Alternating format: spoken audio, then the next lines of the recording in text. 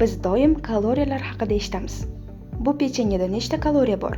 100 marta sakrash mashqlari, uzoq masofaga yugurish yoki shunchaki bezovta harakatlar bilan nechta kaloriya yoqiladi?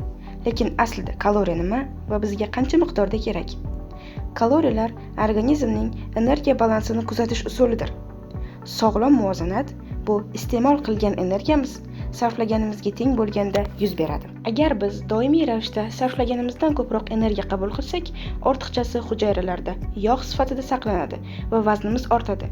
Agar biz qabul qilganimizdan ko'proq energiya sarflasak, vazn yo'qotamiz. Shuning uchun biz iste'mol qilayotgan va sarflayotgan energiyani o'lchay olishimiz kerak. Buni esa kaloriya deb ataladigan birlik orqali qilamiz. Oziq-ovqatda o'lchanadigan bir kaloriya katta kaloriya. Bu 1 kilogramm suv haroratini 1 gradusga oshirish uchun kerak bo'lgan energiya miqdoridir. Biz iste'mol qiladigan har bir mahsulot kaloriya qiymatiga ega. Bu uning kimyoviy bog'larda saqlangan energiya miqdorini bildiradi. O'rtacha bir bo'lak pitsa 272 kaloriya, bir bo'lak non taxminan 78 kaloriya, olma esa 52 kaloriya beradi. Bu energiya hazm jarayonida ajraladi va keyin organizmga kerak bo'lganda ishlatiladigan boshqa molekulalarda saqlanadi. Bu energiya 3 xil yo'l bilan ishlatiladi.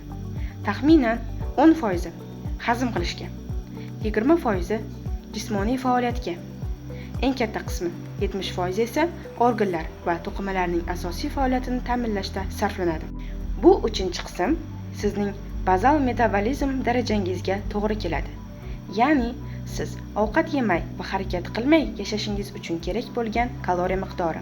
Agar jismoniy faoliyat va hazm jarayonini qo'shsak, o'rtacha odam uchun kunlik tavsiya etiladigan kaloriya miqdori chiqadi. Ayollar uchun 2000 kaloriya, erkaklar uchun esa 2500 kaloriya. Bu hisob-kitoblar o'rtacha vazn, jismoniy faollik va mushak massasiga asoslanadi. Demak, hamma 2000 kaloriya iste'mol qilish kerakmi? Har doim ham emas. Agar siz juda ko'p energiya talab qiladigan faoliyat bilan shug'ullansangiz, masalan, Tour de France velopoygasi, tanangiz kuniga 9000 kaloriyagacha sarflashi mumkin. Homiladorlik odatdagidan biroz ko'proq kaloriya talab qiladi. Keksa odamlarda esa metabolizm sekinroq bo'ladi. Energiya sekinroq sarflanadi. Shuning uchun kamroq kaloriya kerak bo'ladi. Kaloriyalarni sanashni boshlashdan oldin yana bir narsani bilishingiz kerak. Oziq-ovqat yorliqlaridagi kaloriya miqdori mahsulotda qancha energiya borligini bildiradi.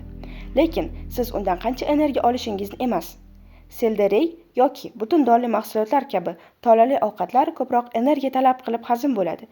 Shuning uchun 100 kaloriyali seldereydan siz 100 kaloriyali chipsga qaraganda kamroq energiya olasiz. Bundan tashqari, ba'zi ovqatlar oqsil va vitaminlarga boy, boshqalari esa juda kam foydali moddalarga ega. Bunday ovqatlarni ko'p iste'mol qilish sizni semiz, lekin yetarli oziqlanmagan holatga olib kelishi mumkin. Hatto bir xil ovqatni iste'mol qilganda ham turli odamlar bir xil miqdorda kaloriya olmaydi.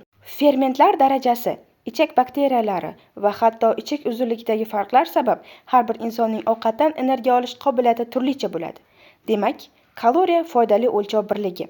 Lekin har birimizga aniq qancha kerakligini bilish uchun jismoniy faoliyat, ovqat turi va tanamizning energiyani qayta ishlash qobiliyatini hisobga olish kerak.